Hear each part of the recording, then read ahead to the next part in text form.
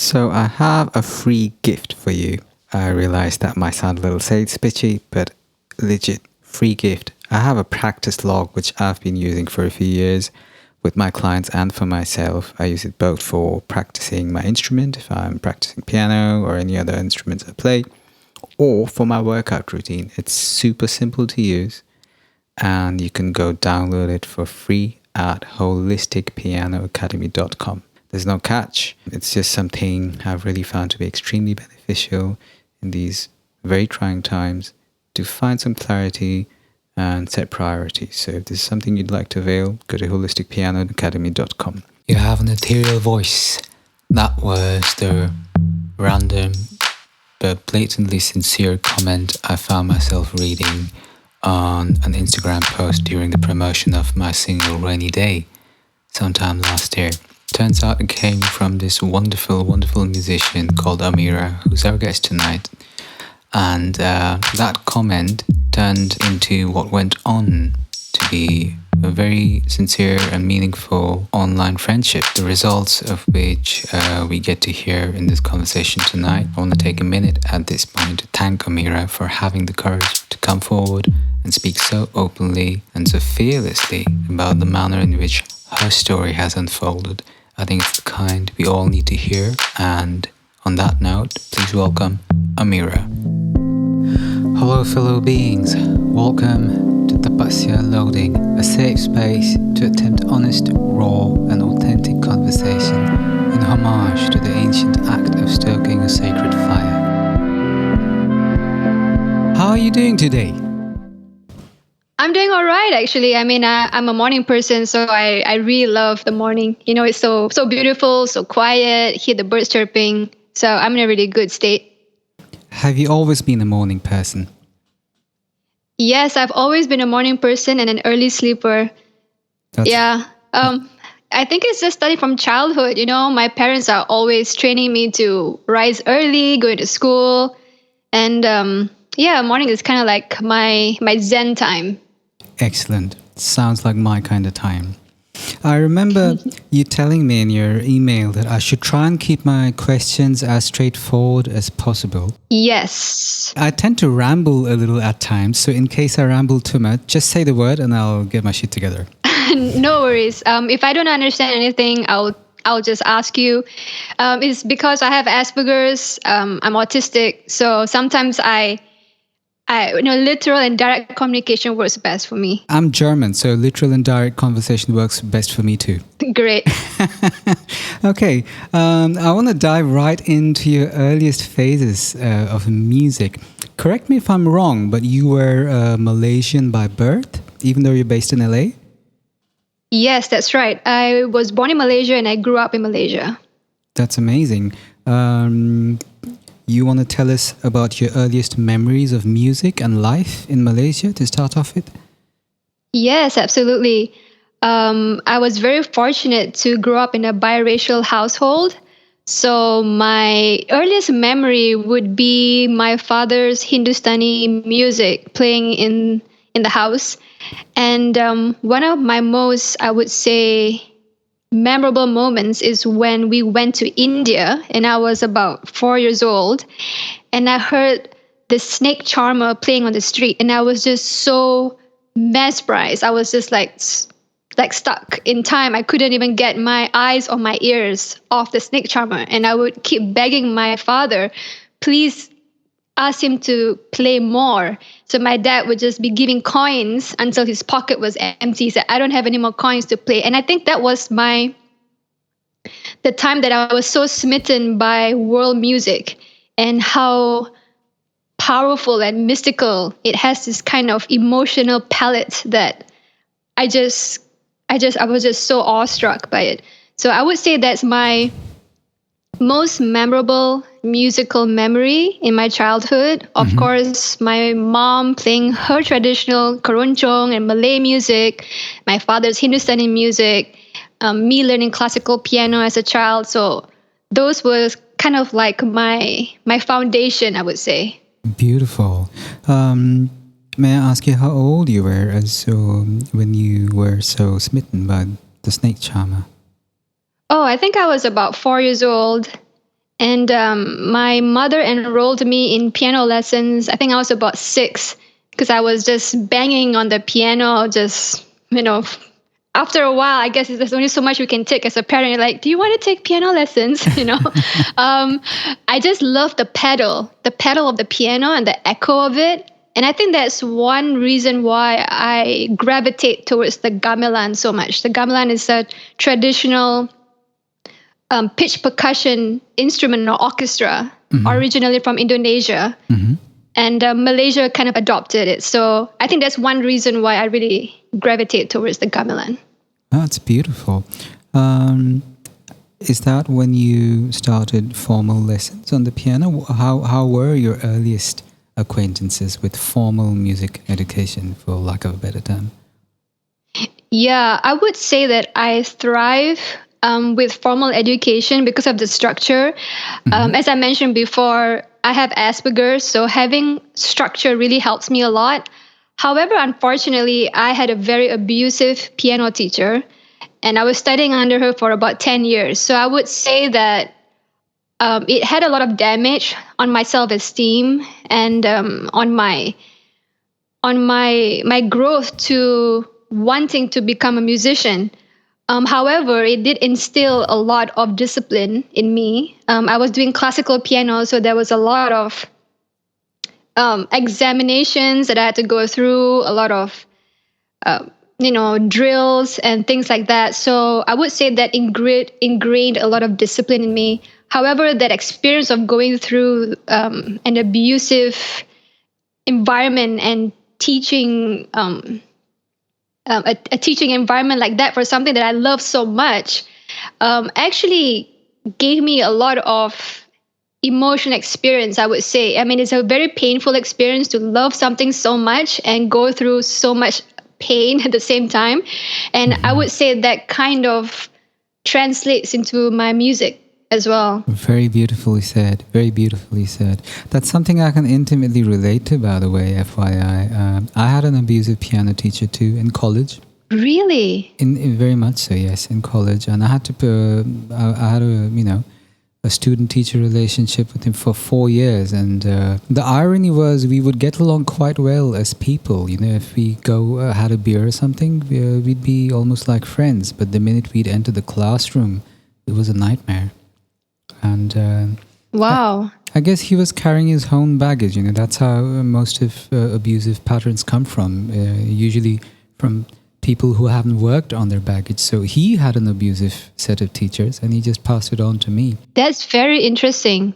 I know, right? I think later when I grew up, I heard that my abusive piano teacher had an abusive husband. There you go. Yeah. It's that lineage. So it's a very confusing feeling because on one hand, I know I owe him so much. The bulk of my piano technique more than anything else, and a lot of the vocabulary I learned as a jazz pianist came from him. On the other hand, every time I sit at the piano, it's like he's still sometimes, I mean, it's a work in progress, but it still feels like he's standing right next to me, looking over my shoulder, waiting to find something that's not up to his approval, so he can start shouting at me. Right. Oh, have you seen the film Whiplash? I've heard so much about it. I never got around. I think it's too close to home. It is. It was very hard for me to watch it too. Yeah, I've been putting it off for all these years. Maybe it's time I face these demons of mine. But yeah, I can intimately relate to that experience. But tell us more. How old were you when you started your piano lessons? I was about 6 years old. And how long did you study piano? Well, I was studying under her for about 10 years, and then I switched to another teacher finally, and it was actually my classmate's mother. She's a very close friend of mine, and I live very near to her house, and she would always hear my stories of the struggle I was facing, and although my parents knew about it, they didn't understand how serious it was, so that is why they kind of made me study under her for so long. But finally, when I switched teachers, it was like my whole world opened up because she was just not only so proficient in what she is teaching, but she's just so encouraging. It was the first time that I'm listening and hearing that someone believed in my talent. And from there, it just planted the seed that, oh, I guess I can do this. I do have something to give. So it was an amazing experience. Also, going to my friend's house. So she's my friend. So it was a very nurturing environment. Beautiful. And I think that's really important. I am especially for children. Having that nurturing environment is so important to instill the love and discipline in working on something. Teaching through fear is really old school, but that's not really healthy. No, I completely agree with you. I love the words you're using here. I guess music is such an intimate experience. It's a cellular experience. It really gets absorbed in your cells. So I feel like a lot of music teachers don't realize if you're teaching music through fear, you're actually instilling fear into your students' system, into their bodies. It's like they carry that fear for the rest of their lives almost sometimes, unless they absolutely get guidance on how to deal with it. So thank you for addressing that. Whereas the same applies for love. You teach them with love, they'll be carrying that love for the rest of their life. Exactly. You refer to Malaysia often. I follow you on your social media, and I've never been to Malaysia, not yet anyway. I hope to someday. And it comes across as a very diverse and rich culture. You want to tell us a little more about that? Yes, I feel so fortunate to have grown up in Malaysia. Malaysia is a very multicultural country, very diverse. So there are so many ethnicities. We have Malays and Indians, Chinese, Iban, Kadazan. And the interesting thing about Malaysia is that there's so much hybrid cultures. And that's kind of what I love so much about Malaysia. Beautiful. Growing up together, we have created hybrid cuisine, like baba nyonya or mamak. So it's like a combination of Indian and Malay cuisine, or Chinese and Malay cuisine, and that is so unique for Malaysia. And the people of Malaysia, is kind of part of our culture to be very humble, to invite each other to each other's homes. There's so many celebrations because there's so many different cultures. Beautiful. And it just exposes me from a child to the different beliefs of different religions and different races. And I think that is so important, because if growing up in a place that's too homogeneous, by the time we grow up as adults, we might be stuck in our ways, and it'd be harder to accept like different ways of thinking. And that comes so handy in today's world, not to be looking down on other people just because they think or do things differently. I know, right? But to understand that is beautiful. It's beautiful in their own way. So I would say that is something that I'm very, very fortunate and blessed, not only to grow up in a biracial household, but to grow up in a multicultural country. And that definitely has been my muse, I would say, from my music, from things that I create, fusing East and West in my instrumentation, in my music, even in my fashion, and even what I love, because I just love fusing East and West in everything I do. And that is definitely comes from my upbringing in Malaysia. Amazing. That sounds beautiful. That sounds like the kind of headspace that's right up my alley. I didn't grow up in a country as multicultural in the manner Malaysia is, but I grew up on 4 different countries. I spent the formative years of my life traveling between multiple countries. So so I identify very much to that approach, that specific lens on looking upon cultures from a space where hybrid is the normal. I love that. Yeah. For me, hybrid is normal. It's like monocultural environments make me nervous. Yes, me too. Yeah. And I think it's also because it doesn't really reflect who we are because we are hybrids, you are mixed parentage as well, and you have that global citizen mindset. Indeed. To clarify, my parents are not, I don't have mixed parentage. Oh. My mixed culture is more socio-cultural than physiological. My parents are both Bengali. They were Bangladeshi refugees who eventually moved to India after traveling in multiple countries. And I grew up while they were traveling and working in multiple countries, which is why I kind of have that hybrid thing. But I identify more as European, so I identify as German of Indian ethnicity. I have a bit of a British background too, spent my formative years in London and so on. But point being, I'm completely from the same camp, and it's very easy for me to relate to the words you're saying. Because at the end of the day, the location isn't important, but just that attitude towards looking upon cultures as just different colors to fuse.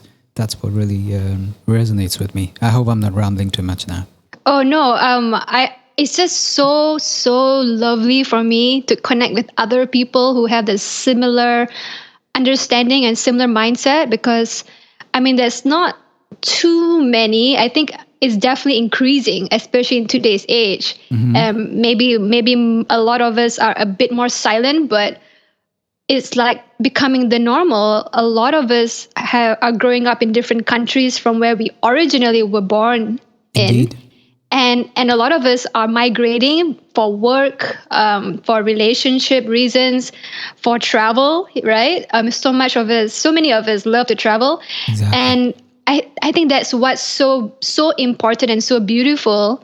And having that global citizen mindset is so important, because that way we do not see other people as separate from us. We understand that this whole world is our country. This whole world is our home, you know?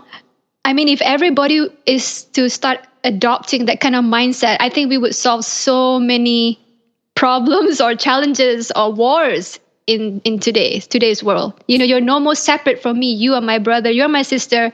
Just, you know, whether we're by blood or not, it doesn't matter, you know? Amen, sister. Totally with you on that. Tell us more. I'm curious how that journey from classical piano student to songwriter happened. I mean, you're one of the most accomplished singer-songwriters on. I've had the chance to interview on this podcast.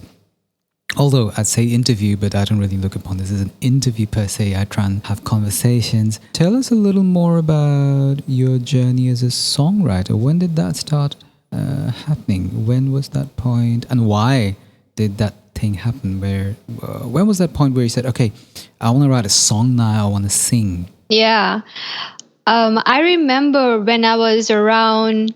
I remember my age, I was around 11 years old, because I was, you know, when you're a child, every time when you finish doing something, you write your age and the date and your name.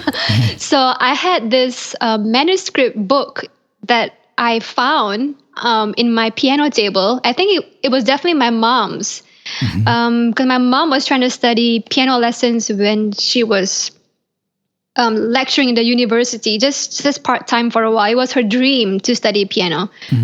She didn't get to do it too much. And I found that manuscript book, and I was just I had all these melodies coming in my head all the time, but I didn't really know how to notate it like perfectly. So I came up with my own style of notation, and it's like I'm the only one who can read it and understand it in a way. And I would sign my name and my age, you know, at the bottom. So I started writing these classical piano pieces, just short piano pieces. And I would have like this, you know, elaborate orchestration going in my head, you know, but I just didn't know how to notate it down. And the thing is, when I would show it to my piano teacher, she would just scoff at it, like, this is waste of time. You know, you must do classical piano. You know, writing songs is, you know, whether it's instrumental or not, this is beneath us or something like that, you know. So I thought it was something normal that everyone did, and it was not a big deal. It grew so strong in me that I would ask my mother, please bring me to Yamaha. There was this Yamaha School of Music at Kelana Jaya, and they had a lot of songbooks. And my mom would just, okay, let's go. And I would see all these songbooks that was not classical music, and I would be buying them and playing them at home. And it just like I discovered this new door of songs that had lyrics and the emotions of the melody and the chords with the lyrics. It started with Broadway and the other songs like the Beatles and things like that. It started off with that, and I found that it transported me into this world where I felt more understood. So I mean, Beautiful. I love classical music and I love the emotion it brings, but I love songwriting where it comes this kind of very stripped down emotional experience for me. And I was very lonely growing up as a child. So I would kind of seek solace through these songbooks because I felt that, someone else is experiencing this too. Someone else is going through what I'm going through, or this person is lonely too, or this person is having a hard time, or this person is happy. And playing through these songbooks kind of sparked my love for songwriting. It was a way to give myself back what I needed actually emotionally. I didn't plan to be a songwriter, but that kind of slowly became clear to me when I was working in theater. And I had one of my music teachers that I would take lessons, and he would be like, can't you see what you want to do is music? You're just turning your life upside down just to do music on the side, and you are just driving your life upside down just to do music. And I was just so shocked because it was so obvious, but I was the last to know, I guess. Wow. And that's when I decided, you know what, this is true. I really want to do music. I think it took me so long because the abuse that I experienced with my first piano teacher really had a toll on me, and I had to really face that. I had to really confront that and understand and forgive her, and take what I gained from that experience and channel it through songwriting. I think that's one of the beautiful therapeutic ways of songwriting. You can channel anything that you're going through that is painful and turn it to something beautiful. You take the words right out of my mouth. Sounds like you really found a very you found your medicine to heal. Yes, I did. And it's like the best way to forgive someone, just to, especially someone like your teacher or abusive teacher, just kind of take the best of the experiences their lessons gave you and turn it into something beautiful. That's like the ultimate redemption, isn't it? Yes. And also as I, go through my own spiritual journey, I understand that everybody entered my life for a reason. They were there to teach me something, and everybody is doing the best they can within the framework that they have. So As true. you even pointed out, a lot of abusers were abused, and looking at it from that lens, it's like I have that feeling of compassion for them. They are in pain. Right. That's how you break the Yeah. cycle. When you heal, you heal the ones who have been in your life. Yeah, it's so important because Indeed. otherwise we're going to repeat the cycle. Totally. Beautiful. Do you remember the first songs you grew up on? I remember you referring to Beatles a couple of minutes back. Did you have any favorites? I would say my mom was playing a lot of Chicago in the car. All right. Yeah, my mom was a big Chicago fan, and she Nice. would play Elvis Presley. The songbooks, yes, there was, the Beatles and a lot of Broadway. I had a lot of favorites. I'm just really, really bad at remembering titles and names. Same here. I just don't know why. Yeah. So okay, thanks for making me less weird in that sense. No, not weird at all. I'm terrible with titles. I forget people's names. It's bad. It's Oh, so me embarrassing. too. Yeah. Okay. I feel Yeah. better about myself too now. It's crazy. Like usually I remember people's energy, but be clueless about what their name is sometimes. Yeah. I'm trying to practice to remember people's names because I'm just trying to like, ingrain inside myself. And I'm also kind of face blind. So I don't remember people's faces very well. It's quite common in the autistic spectrum too to be face blind. So I do have to train myself after some time like that. Oh, okay, this is how this person looks like. However, I'm pretty quick in picking up people's voices. So, back in the day when there were home line phones when I was a child, when people would call my home, I would be picking up the phone. I'm like, oh yeah, hi auntie, or hi, hi uncle. Like I know who they are when they just say hello. So that was fine, I guess. So, do you reckon this would be a good time to start talking about your journey with autism and Asperger's? Sure. Where do you suggest is the best way to start? Like, when did you realize that you might have Asperger's? Yeah, I would say growing up as a child, I felt very, very different, but I just couldn't understand why I had so much trouble fitting in. Mm-hmm.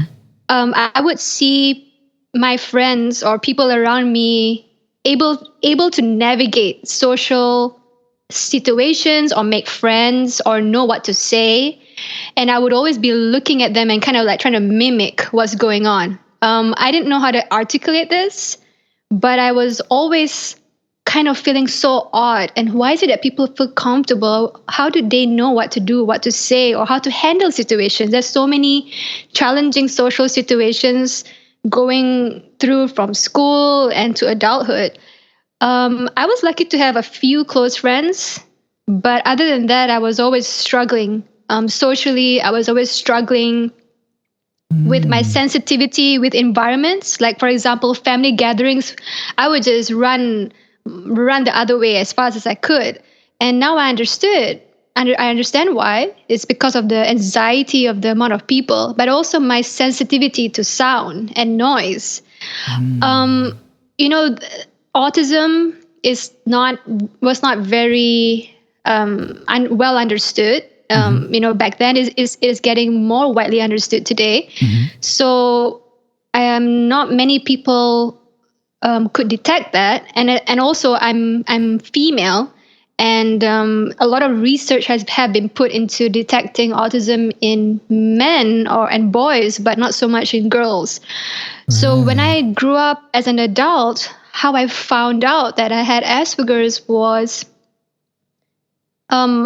someone told me about their nephew having Asperger's and saying that, oh, he's not going to amount to much. He's not going to be successful because he had Asperger's. Wow. And I didn't, yeah, I was so shocked when I heard that. And I didn't know what Asperger's meant, but I was just so upset because I'm really big into personal development. I spend a lot of my time improving myself, and that's kind of like my special interest. So when I heard that, I was like, I'm going to prove him wrong. So I went online. I started researching successful people who have Asperger's. Right. So when I was reading about these people, I was like, kind of like, so shocked because I was reading like my life, the characteristics that they had, the things they went through, or their routines and their way of life. And I started reading deeper and deeper about it, and I spent 6 hours I couldn't stop. And that's another trait that's kind of common, is that hyper focusing. And I was so like surprised in the sense that it made sense to understand. Now I know if this is true. I was not diagnosed yet. It made sense why I was struggling so much and all the things that I was going through. It wasn't because I was a bad person. It was because I had autism. So I didn't want to jump the gun. I said, okay, I'm going to get diagnosed professionally, and I did. And to be honest, like within the first 10 minutes, I already knew, because the questions that, the doctor was asking me and the paperwork that I had to go through, it was things that nobody would ask me. Nobody can know what's in my mind, the things that I go through every single day, being so sensitive to what I see around me, what I hear, the scripts that I have to prepare in my mind before I meet people. There was just so many details that the doctor was asking me that I knew that, oh my gosh, I really do have autism. And in the beginning, when I got the results and I was diagnosed, I was so relieved. I can At imagine. first, I was so relieved. It's like you finally found out the reason of why you are a certain way. Yeah. So I felt really relieved, and I started telling my close friends and my family. And I lost friends too, because some people would not accept or did not want to, be with someone who was autistic. So it was also good, because that way then I knew who accepted me for who I was, who I am. Yeah, they're not friends. People like that, I wouldn't call them friends. Yeah. Yeah, exactly. And the thing is that I did not change. I'm the same person, Exactly. So, right. And it was difficult for my family. I would say it took them a couple of months. But, they love me nevertheless, and they accept me. But after that moment, I remember crying really, really bad. I was just on the floor. I just broke down and I cried so badly, because it just hit me that all this while I thought that maybe one day I would be understood. And I just realized that, oh my gosh, I would probably never be understood at that state of mind that I was in.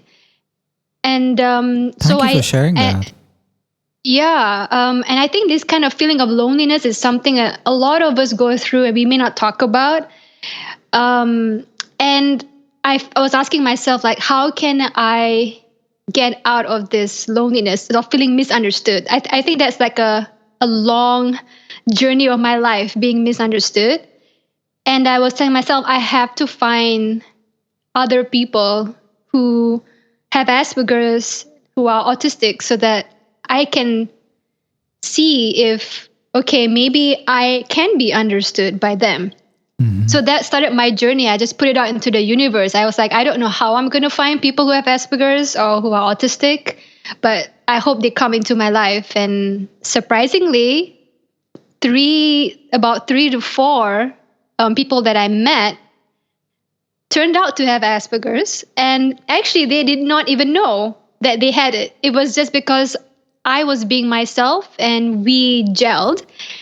And me from disclosing my traits and my challenges of having Asperger's with them, they found out that they had the same challenges and traits. And then when they looked into it, they found out that, oh, they have Asperger's too, or they're autistic. So that was my first step.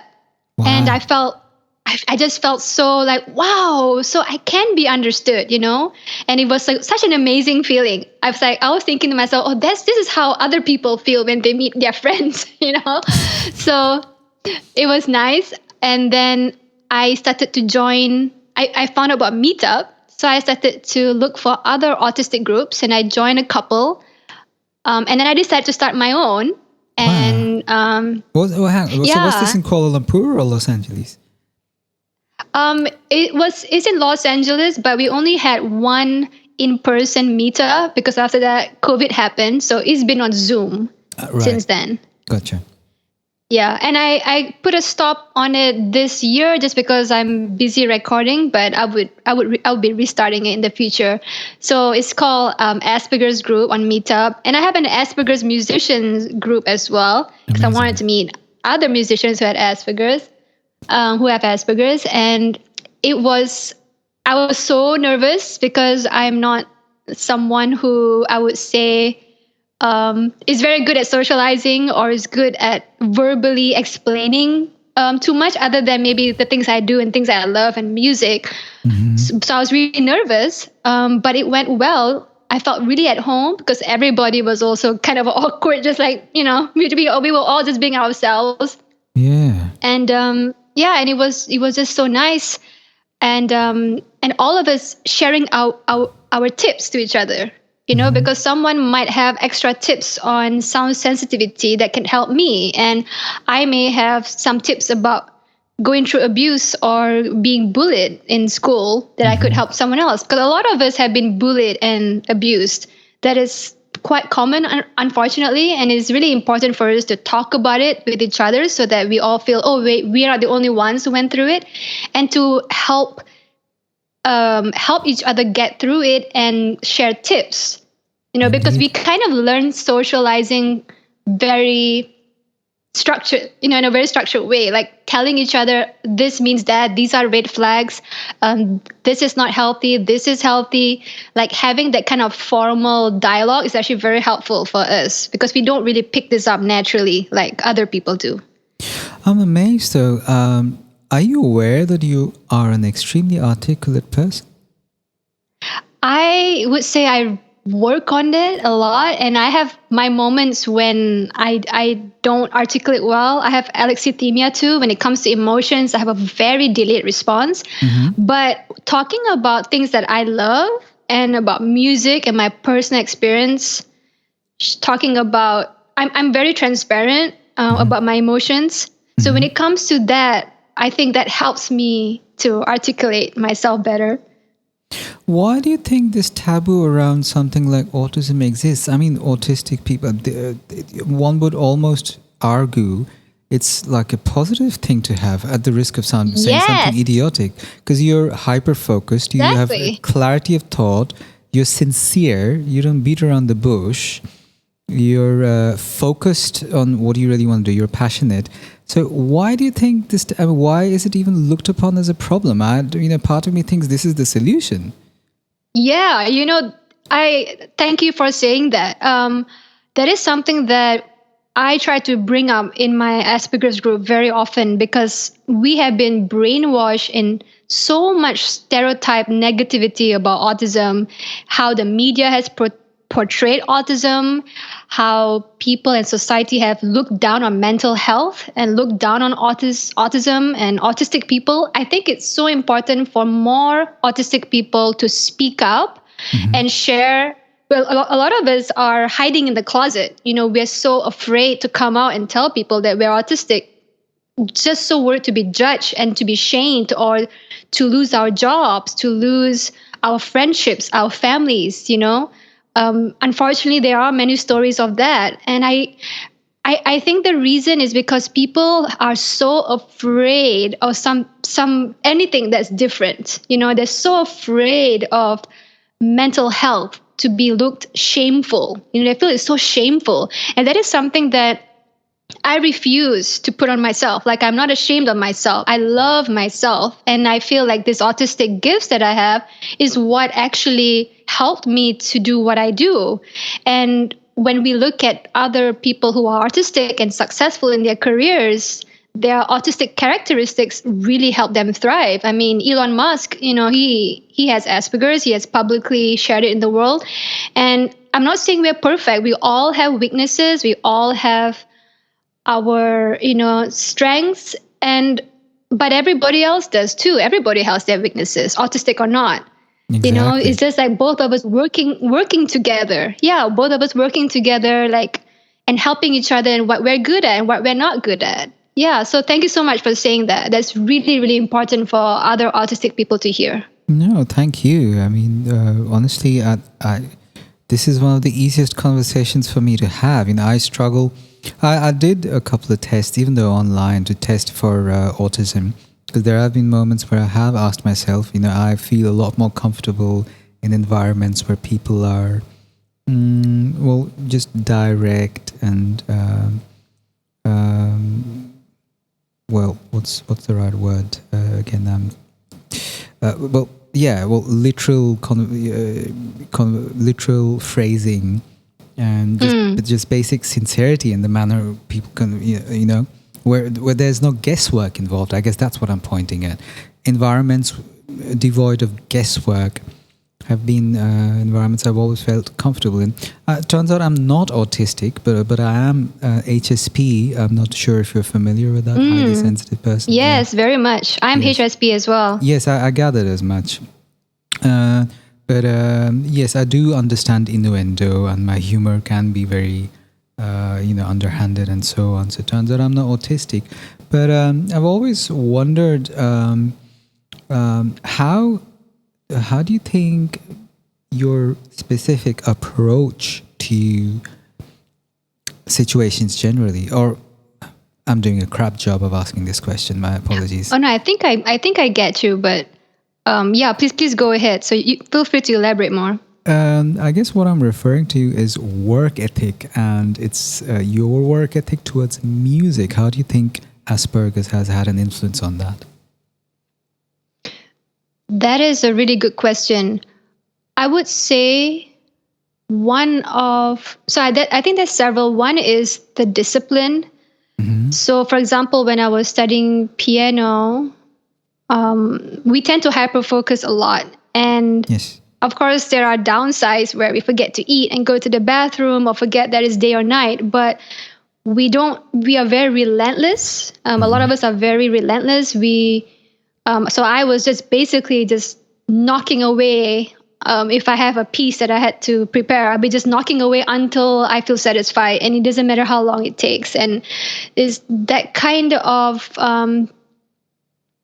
I would say the opposite of boredom. It's like going through boredom and still doing it anyway.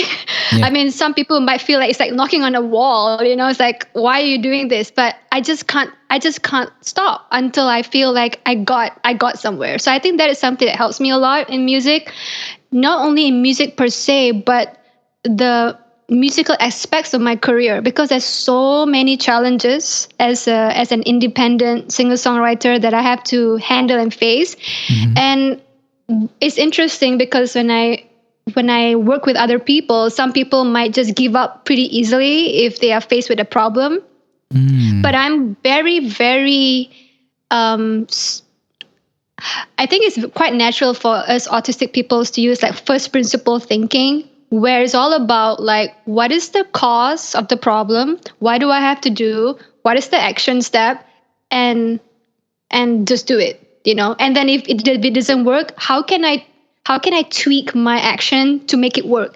It's like we just keep on tweaking and just keep on doing it.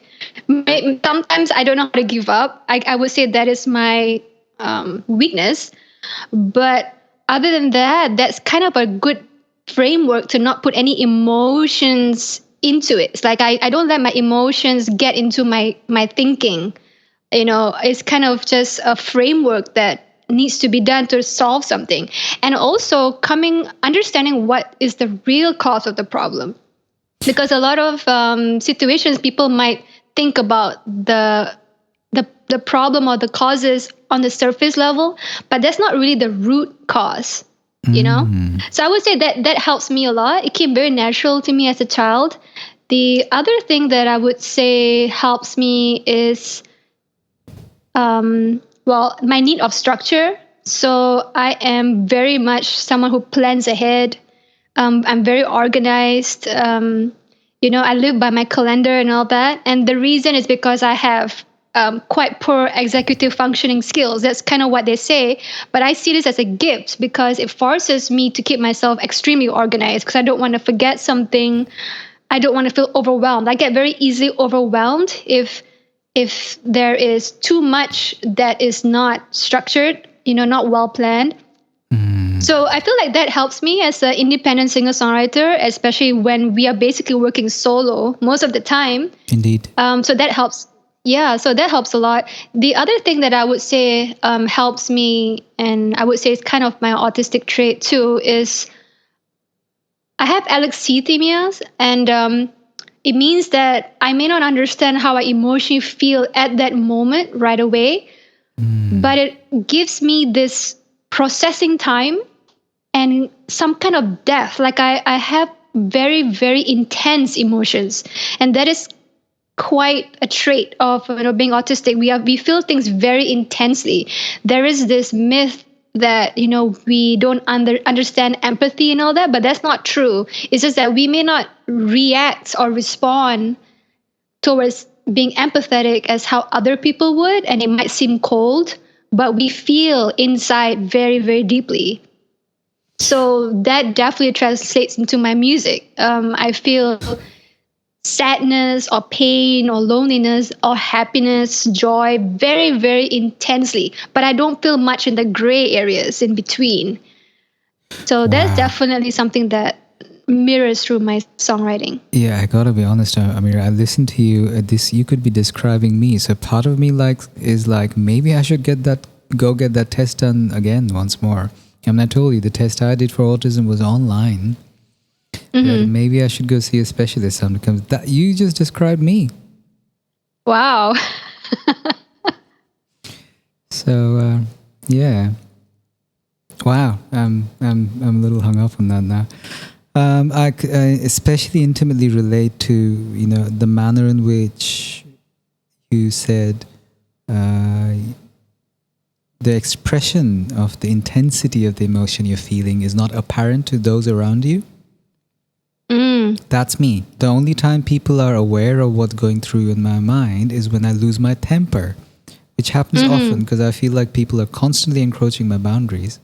So by the time, I feel like the only way I can communicate with people at times, not always, is when I'm angry. It's like that's the only emotion sometimes that gets taken seriously. Yeah, and that is actually very common around among autistic people. That's why we tend to have like meltdowns. Is because we have been pushed to our extreme, and we don't know how else to react but through, crying uncontrollably, or yelling or screaming, or being so angry and upset. And it's not because we are bad people. It's because we have been pushed by society to this edge that we can't take it anymore. That makes a lot of sense. I think that is one reason why there's so much shame as well. Like people only see that part of autism. Yeah. But the thing is, if we were able to be ourselves and be healthy autistic people and live the way that is best for us without forcing us to over socialize, forcing us to be in a loud, noisy environment, force us to not stick to a routine that works for us, things like that, or focus on something when we need to focus on something, we don't have those episodes, Do you think autistic folks are a scapegoat for society's intolerance? Yeah, I mean, very possibly. The interesting thing is that so many people who have opinion about autistic people are not autistic. So I would say that is quite a clear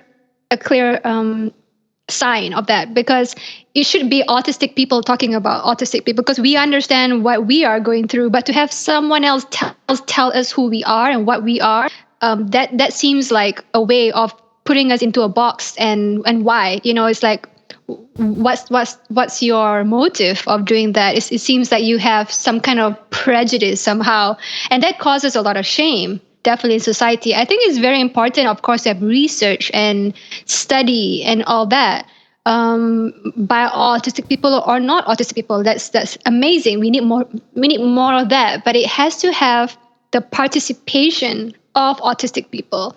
So, for example, I'm actually part of an autistic research that's going on right now by university here in California. Awesome. And what they are doing, and I feel very, very grateful to be invited. So what they're doing is they're actually involving, autistic people and asking them questions rather than just guessing in themselves. They're actually going through us. They're talking to us, trying to understand us. So I think that is the way forward for sure. Exactly. I mean, otherwise it's like, a parallel example is like monocultural white people writing the narrative on what racism is. It's a very similar... Exactly. Yeah. So, about time they got around to it. So I'm very glad you're part of a project like that. Yeah, and when you do your diagnosis, please let me know. I'm curious to know as well. Yeah, I think it's something I really should get around to doing sometime soon. Yeah, I'm gonna pick your brain on this later on, maybe offline. Yeah, sure. So tell me this: how did LA happen? Was it the John Lennon Award? Was that the catalyst, or how did that come about? Yeah, I mean, I was really thrilled to be the finalist in the John Lennon songwriting contest. Yeah. So LA happened because I was actually coming to LA for the ASCAP conference from Malaysia. I would fly for the conference. And I came for like maybe a couple of years, and then I met somebody who introduced me to a producer, because I was looking for a producer to work on my music. And I've been looking for a producer for some time.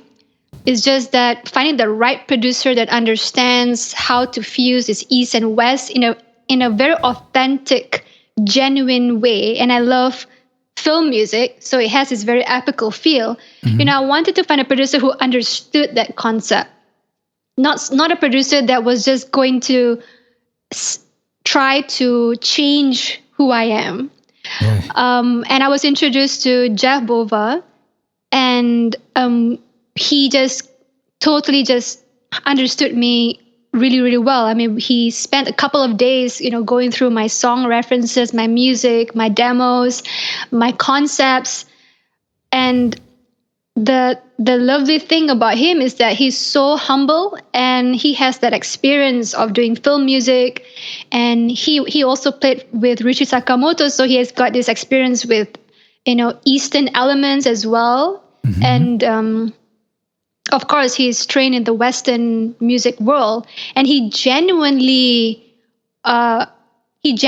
was wanting to do this concept. It was not like being forced. It's like you have to find people who genuinely want to embark in this sound, because Indeed.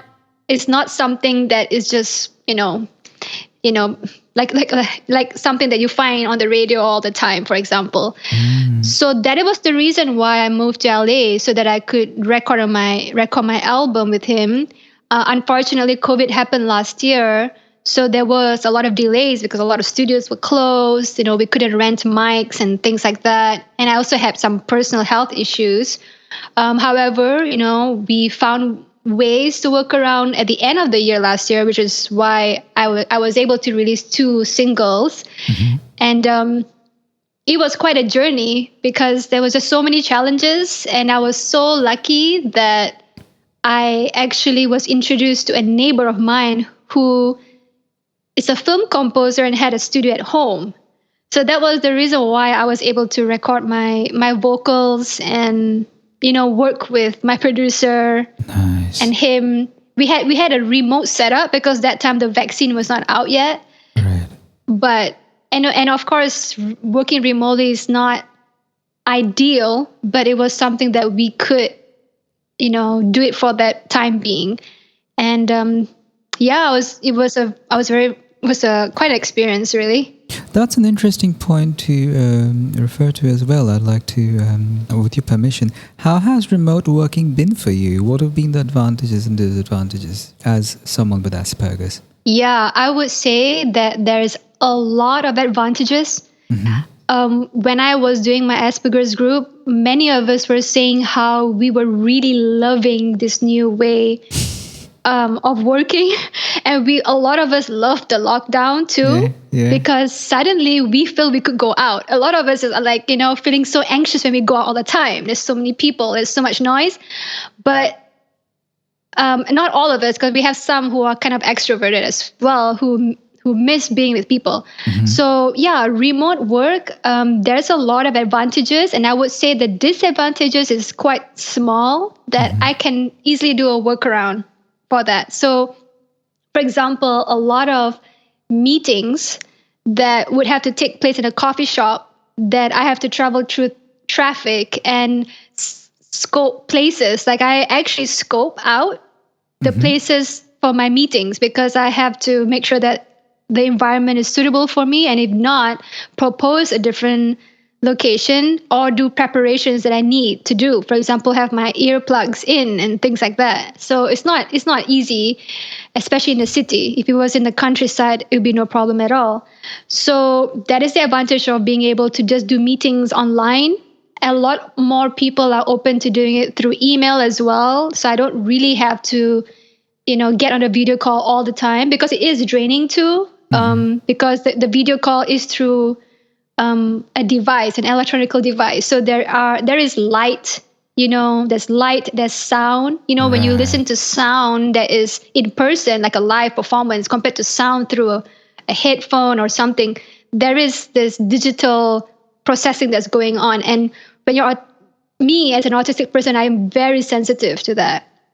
Oh, really? Yeah, I'm really sensitive to that. I'd have thought the power to control the volume going to your head, for example, or the microphone would act to your advantage. What's the part of it which jars on your senses? Yeah, you pointed a good point. The ability to control the volume helps tremendously. That's for sure. Yes. For example, I've been to a concert where we were using headphones to watch the live concert. So he was playing on the piano, but it was a silent piano. And I could control the volume of the ambient sound and of his playing. So that definitely helps. I would say what drains is, I don't even know the word for it, but it's like seeing someone in person. When I have a meeting with someone in person, I don't face the draining of an electrical device. While if I meet someone on video, going through that computer, whether it's the lighting, but it's also somehow I can feel electronical devices around me. Gotcha. That energy is what drains me, and I really don't know how to explain it. Actually, I wish I could. I get it. Yeah, of course. I mean, that's also a scientific fact. Electronical devices do take a toll on the human body. I mean, these are things with lots of stuff going on inside. So I completely can relate. Exactly. I think they call it EMF. Okay. Electromagnetical frequencies or something. Thanks for that.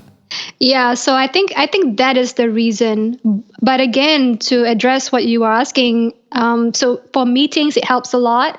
It's also kind of cool that my producer can hear my vocal takes live from my microphone. Wow, how's that? So how do you make that work? Yeah, I think he was using a software called Audio something. When I find out, I can send it over to you. Yeah, that'd be awesome. Yeah, during COVID, we had to find ways. Of course, it's great if he's there. Of course. But because when he couldn't be there, he found out the softwares and he could listen to my vocal takes live as I was singing, as if he's straight from my microphone to his headphones, and I could hear him talking from my headphones. So awesome. That was a pretty cool experience. It's a very intimate experience, both for him and myself, because then he could hear every single nuance in my voice. Beautiful. What are the other advantages? I would say, of course, I would say like the planet Earth kind of being taken care of for a while. So much traffic, so much pollution. Finally we could see some blue skies. I know. Yeah, and wake up in the morning and hear the birds chirping, and people spending more time on themselves, because now they have to. Whether it's in isolation or with their families. But, I think that's important for us to pause and, spend some time reflecting on ourselves and focusing on what's important. I think we spend so much time, including myself, on everything that we have to do, and we forget that, I need to spend some time on myself too. Because at the end of the day, our journey here on earth is a very spiritual journey. And it takes time to get to know that spiritual part of ourselves. It doesn't just happen when we're rushing about, What was your earliest memory of that spiritual awareness? I would say my huge opening point was when I felt very, very ill when I was in Malaysia. I felt ill from adrenal insufficiency. Wow. And it was because I was just working too much. And at that moment when my body is not able to move anymore, but my mind was still alive. My mind was still sharp into a certain extent, but I couldn't move anymore. And I started really reflecting on my life. I started really thinking through like what matters, what doesn't matter, or how would I, if I get to the day that I get to recover, how would I do my life differently? And I spent a lot of time reading, and I started reading spiritual books because my mom actually introduced me to Louise Hay, and I started reading that. Beautiful. Yeah, and from there, I started reading more and more books that was kind of linked to, Louise Hay. I would say Louise Hay was my starting point. Heal Your Life, such an amazing book. And that started my spiritual journey. I've always been a kind of a spiritual person, even starting off when I was a child. Actually, I would spend a lot of time asking a lot of questions. That's another trait a lot of autistic people have. We question everything. Yes. We don't really believe what anybody tells us just because it's a social construct. So it has to make sense to us. And, when you ask a lot of questions about life as a child, I spend a lot of time also trying to figure out the answers. Sounds like the sensible thing to do. Yeah, I think it's really important for all of us to always ask a lot of questions because, religion and social construct, there's a lot of things that are there that may not serve us well. So it's really important for us to like question everything and take what is good and leave what is not good for us, Yeah, absolutely. But circling back though to your spiritual life, that breaks another myth about autistic people, right? Because autistic people are often, thought of by people who don't know better as robotic and people who only think in rational terms. So you breaking another myth there. Yes.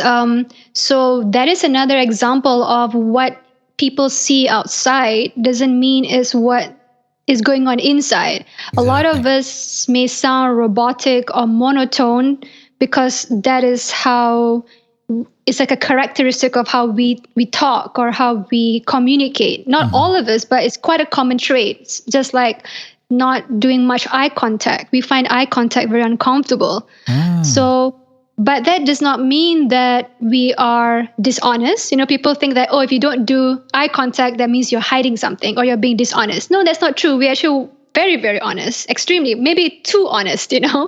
And just because we are robotic or monotone when we speak, it doesn't mean that we don't feel a lot inside. So it breaks a lot of stereotypes that society tends to put, which might be applicable to non-autistic people, but not autistic people. Indeed. Circling back to your career a little, I'm trying to summarize your journey so far. Here's a girl who's born in Malaysia to a biracial family, starts taking piano lessons, unfortunately from an abusive teacher with her own baggage. At some point, channels that pain into writing her own song, meanwhile also growing a spiritual life while she's at it. And then at some point, she starts working professionally as a songwriter, meets her producer in Los Angeles, and then eventually moves to Los Angeles, meanwhile garnering a bunch of very prestigious songwriting awards. Have I summarized your life okay so far? Yeah, actually, that's really good. Okay. Is there anything you'd like to add to that? What have I missed out on? I would say one thing that encapsulates my music and myself as an artist would be my calling for unity. Okay, let's talk about that. Tell us more. Yeah, I think growing up in Malaysia, as much as how diverse and rich it is, it also shares a lot of racial tension and racial and religious disagreements. And that brought a lot of questions to myself as a child. My parents are, from different cultures. So I also experienced the tension that they face with society being a biracial couple. So it was very painful at times, to experience this as a child because I love my parents both very dearly. However, some people in society will look down on a certain race and think another race is better than another race, and things like that. Or culturally, they despise a certain ritual, for example. But growing up as a child of both, I appreciated and I understood both. So I would say that experience and that love story that my parents had that was that left a really, really big impression on me is something that I feel very, very, very, very driven to write about because which is why a lot of my songs talk about interracial and interreligious, intercultural love relationship. It's not only something that I see my parents going through, I see people around me going through it, whether it's my family members, my relatives, my friends. And I feel really, really sad when I find out that they are unable to be together because of the clash and the disagreements of coming from different cultures and different religions, which, is just so sad because we are just the same. We're literally the same. So that is this whole mission of, inspiring unity through music is something that has carried me along the way. My first song, Katakanlah, was actually composed about the desecrations of houses of worship in Malaysia. There was a clash between the Christians and the Muslims. So I would say that is a big part of why I do what I do. Beautiful. The families of your parents, did they get along?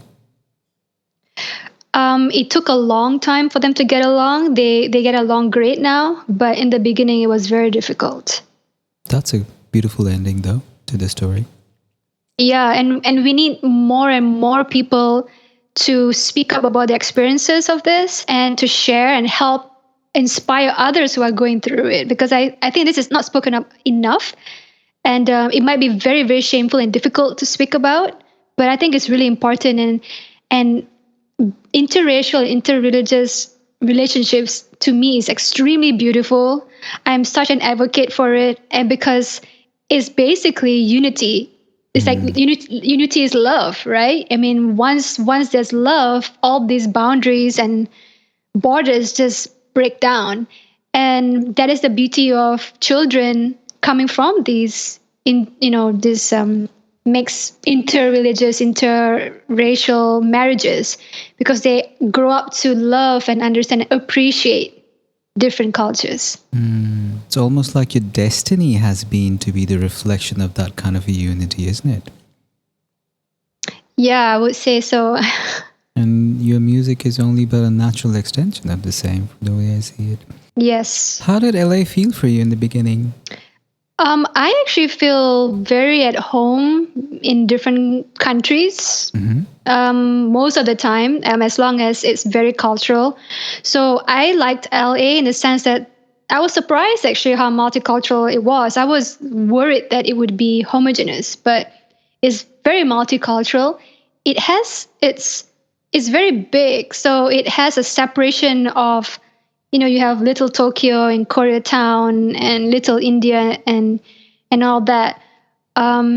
So yeah, I really like it. Other than that, I just love the hikes here because there's so many hikes. Yeah. It's nice to be in a city where you can access nature, beaches and national state parks. That is really important to me, which was such a surprise because I had no clue. I thought LA would be like this concrete jungle, and it is, when you go to downtown in certain places, which is why I kind of stay away from those areas. But yeah, I feel very fortunate to be here. How do you compare the manner in which people engage with you in LA to the manner in which people engaged with you in Kuala Lumpur? I feel a lot more at home engaging with people here. I think the reason is because I can really be myself. I have a very secular and liberal way of thinking. I'm a feminist. I'm autistic, I'm mixed, and all these things can be quite sensitive back in Malaysia. So over here, I feel very at home because I could just be myself. I could speak my mind. I could be my true self. That being said, Malaysia has very, very deep friendships. Like people in Malaysia, they really are very loyal, to you. You can find friendships that stay with you for years and decades to come. While, I'm not saying that you can't find that in LA, but I think it's harder because a lot of people might be more in their own world. They might be more focused in career or, their own work and things like that. So it might be a bit more challenging to find deeper friendships. Yeah. So there's a pro and con there, and that's something that I noticed culturally. I can relate to that. Yeah. Intimately, yeah. I love the freedom, the intellectual freedom Europe gives me. For example, the intellectual, socio-cultural freedom I get, like the manner in which I can just say anything I want, well, most of the time anyway, and just the freedom of movement it gives me and the mobility. But I have noticed, especially with age, after 22 years of living in Europe, the texture of human relationships, the way they work in Asia, especially in India, is something I also really do miss. I mean, FYI, I'm in India right now. I moved here in December temporarily to be closer to my parents. I'm headed back to Europe in a couple of weeks, but... and it's been interesting. This is the first time I've been here for this long in 22 years. And at this point, it's driving me wild because people don't understand the concept of boundaries. And that's a lot for me to handle. But I know once I'm back in Europe, I'll be like, anyone around? Anyone want to encroach my boundaries? Please, just like, is anybody here? I'd kill for some of that contact, which I'm overwhelmed with here. Yeah. I totally understand. I mean, that is something that is kind of part of Asian culture, Indeed. Like it does encroach in a lot of boundaries for sure. I totally understand. And I have also, an Indian family. Yeah. But at the same time, they're just there for you. Indeed. Yeah. Rain or shine, no matter what happens, they have your back. They once you're sick, they're cooking you, soup and, helping you, when you're crying or when you're going through a tough time. True. Although it may not be what you want, but they are there. And the friendships that you make, they just, they want to pass food to each other. You have all those very kind Asian values of loving your neighbors and that kind of very community way of living. Indeed. So yeah, I totally get what you're saying. How do you find that energetic connection when you're in Los Angeles? How do you nurture that side of you? I would say that I just pick. Well, I wouldn't say I pick. It's like I have a few, very, very few, one or two close friends that I don't meet very often, actually. But because that they share this transparency, the same transparency with me, and both of them are also Aspergers, autistic. So when we meet, we bring things for each other, or we go out of our way to do something for each other, and that's kind of how I fulfill that side of me that that is that's not very part of maybe much of the normal interaction here in LA. So I would say that is the way that I do that. The other way is that I love, before the pandemic, is going to cultural events. Yeah. I love attending different cultural events that I have no clue about and just experiencing it. And I can see the love and the sense of community that they have among each other. And just experiencing that makes me feel like, I feel very happy. I feel joy, Beautiful. Beautiful. And how do you deal with having your boundaries encroached upon when you're in Asia? Oh, it's so difficult. I have to have a lot of alone time. So it's actually really important for me to have like my own room or my own place to go.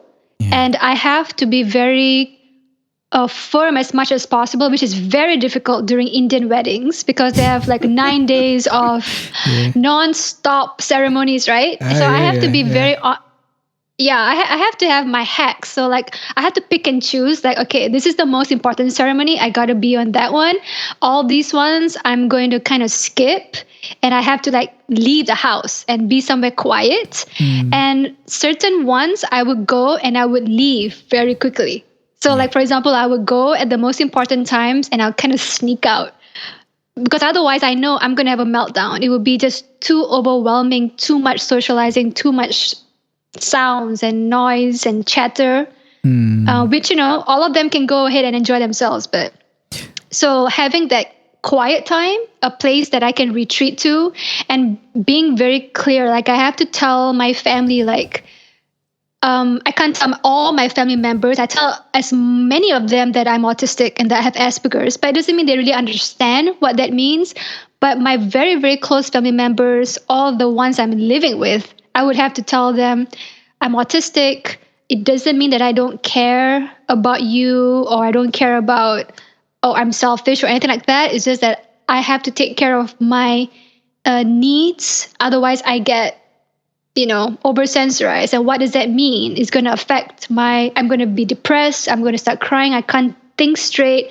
So I'm going to be attending this and then I'm going to spend some quiet time by myself. I also bring the Kindle around with me a lot. So that whenever I feel overstimulated, I would go somewhere quiet and I'll read the Kindle. It kind of helps. I know it's weird, especially in gatherings and stuff, but it helps people understand that, okay, she wants some alone time, although it's kind of strange to be reading a Kindle right now, but, it doesn't seem as bad as telling everyone to not talk to me or something. So I have to come up with all these hacks. I also wear an earplug. I wear custom earplugs. Me too. You too? Yeah, when I'm in India all the time. Oh, wow. Yeah, it's really loud in India. Indeed. Especially the traffic, going through traffic. Oh yeah, I try and avoid traffic as much as I can. I drive and my car's soundproofed. Like most cars are with AC on. So yeah, and when I'm in crowded spaces, I'll either use my earplugs with music on or use my customized earplugs just to keep noise out. Yeah. I use the Bose noise cancelling headphones quite often when I go to the city. I would have that and my custom earplugs. Yeah, well, I mean, those are lifesavers. So that's the social aspect to dealing with boundaries encroached. But when I'm guessing it's been a while since you worked in Asia, but how do you deal with professional situations where you feel like your boundaries may not be respected in the manner most optimal to your productivity? I would say that is very challenging because I am working in a way that is probably not the norm. A lot of in Asia is all about WhatsApp. It's all about messaging nonstop, back to back, and having lots of late night hangouts and late night, going and eating and hang out late at night. And that's not something that I'm able to do maybe once a while. So I have to tell them that, the best way for me to communicate is through email. I have to streamline my communications. Otherwise I get very overwhelmed. And I'm okay meeting, but meeting in a quieter places. And I don't do the late nights. I prefer a more, I would say, business hour type of meeting, hour times. Unfortunately, for live shows and all that, most of them are really, really late at night. It might have changed now after the pandemic, but back then, most of the shows are late at night. And after that, most of them like to hang out after that. Exactly. Right. Yeah. So I have to explain to them that, for my health and for myself, I'm a singer too. I got to take care of my health. And I have to show my gratitude to them prior. And I will explain that, I'm going to have to leave. Unfortunately, I have to get my rest.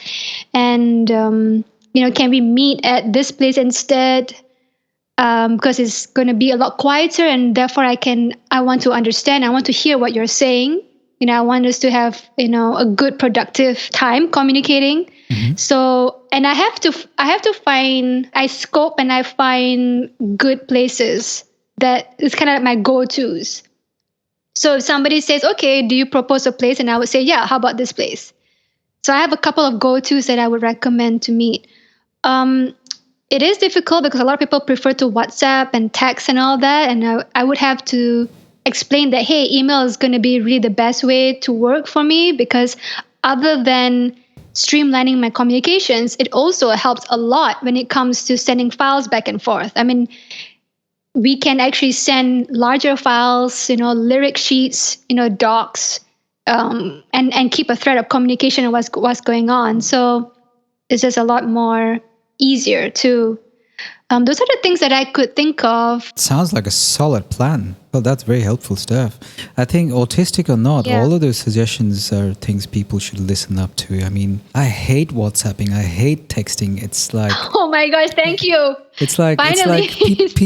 People are on the worst behavior when they start texting. Oh my gosh, you just reminded me of that. That's one reason why I told people that I do not want to do texting, because they become so irresponsible. For example, like we have a meeting planned, and they would like text me one or 2 minutes before, then say that they're going to be late, or can we change the location. I'm supposed to see that. I'm already there. Like been waiting for 15 minutes already. I know, right? So yes, you are absolutely right. People are just not very responsible because they expect you to be checking your phone every second.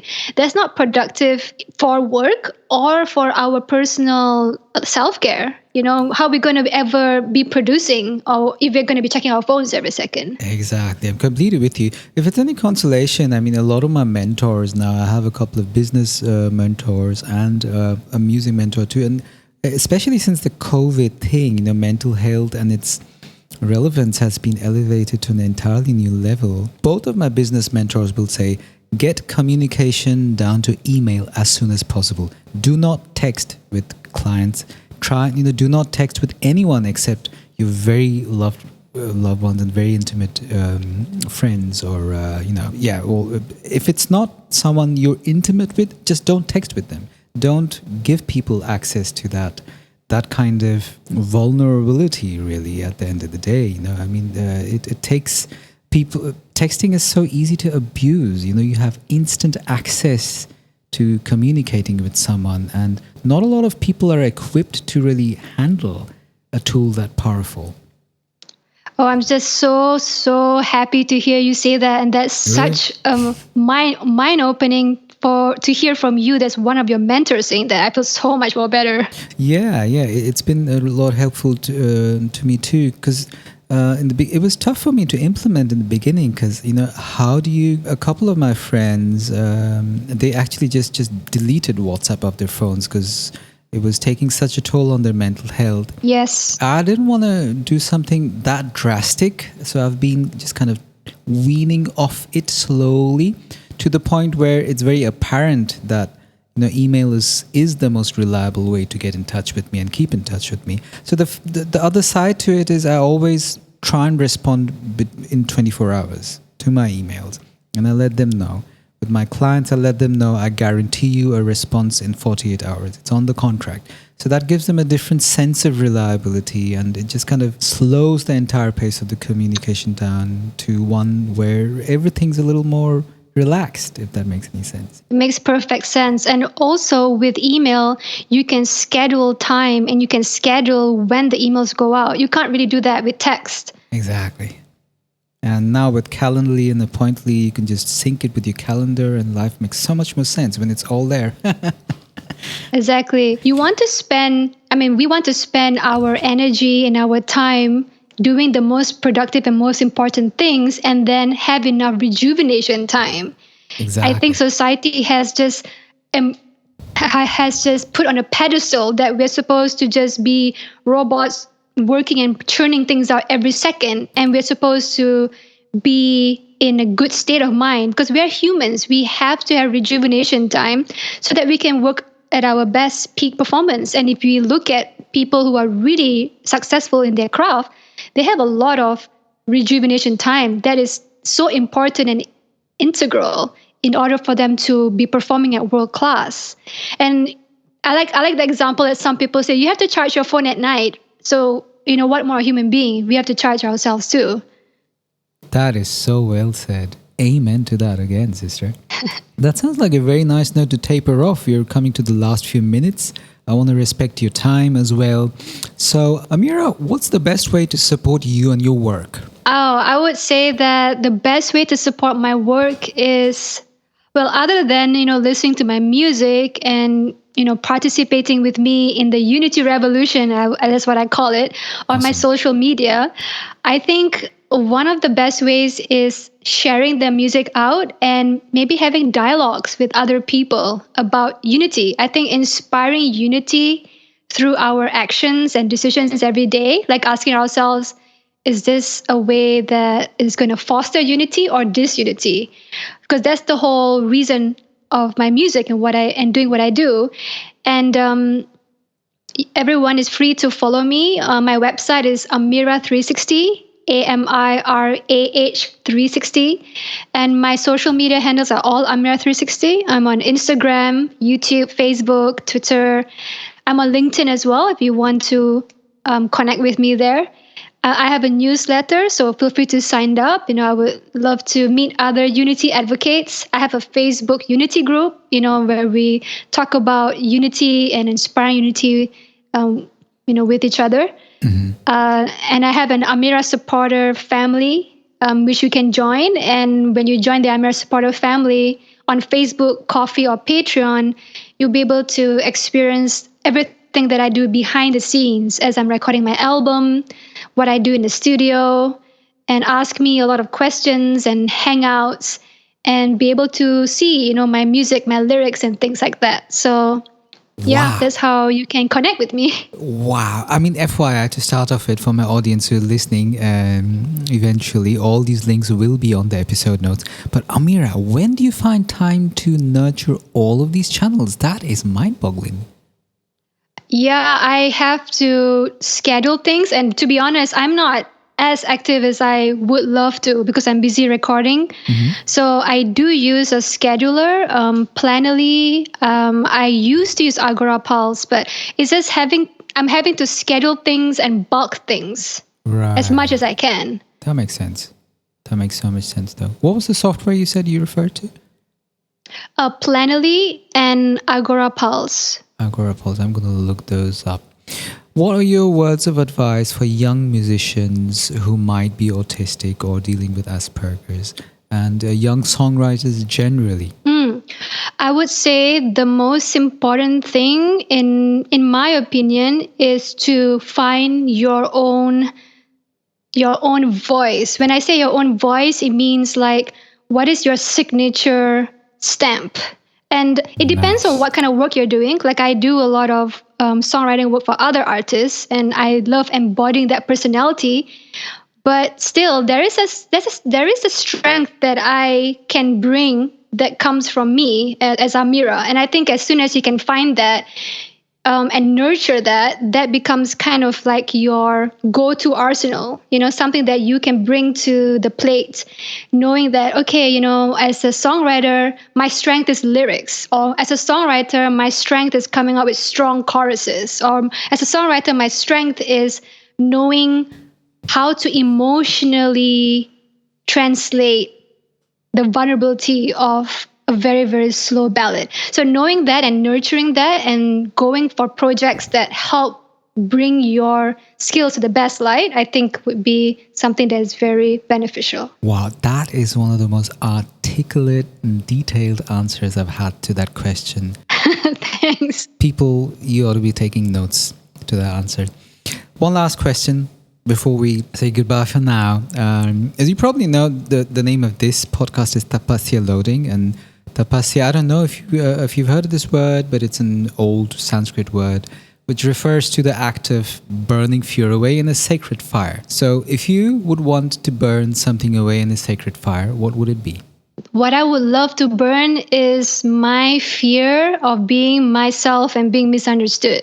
And just be myself completely without any fear of anyone misjudging me. I think that is something I would love to burn in the sacred fire. Could have been my words again. It's funny, I've never actually answered my own question. You made me realize mine would probably be very close to yours. Yeah, that's so interesting, right? I think that is one gift that we can give each other is by being as transparent, as honest as possible, because it actually helps not only ourselves, but helps others. Indeed. I completely agree with you. It's been an absolute pleasure and absolute honor, Amirah. Thank you so much for doing this. Oh, thank you so much for talking to me, TL. I had so much fun and I just really enjoyed connecting with you. And thank you for being so honest and so genuine. It's very easy to do with you. I had such a great time. Likewise, it's a very easy, it comes naturally when speaking to someone like you. Thank you. On that note, FYI, I'm just going to stop recording. Gratitude from the bottom of my heart for listening till the very end. Please consider taking a minute to subscribe to our shows so you know when the next episode is out. This is a labor of love, one I hope snowballs into one that's sustainable in its attempt to support independent thought and authentic relating. And having you as a regular member of our audience is what makes that a realistic prospect. Much love and talk soon. Just another voice out there.